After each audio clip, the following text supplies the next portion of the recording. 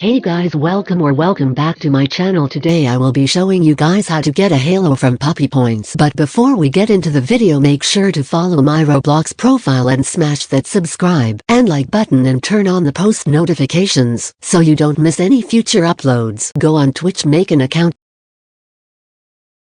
then search Lancelot Def92.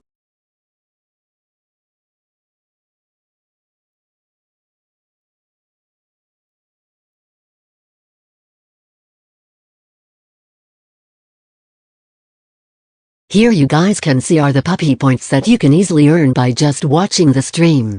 But here is how to get even more puppy points. You need 600,000 puppy points to get a halo. When you get 600,000 points and you select the halo option, the halo will be added to your account or it will be traded to you by a dev.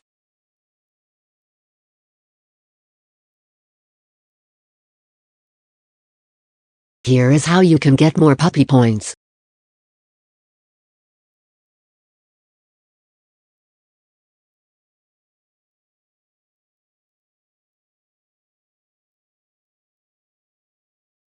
I hope this video helped you guys. If it did, make sure to like and subscribe.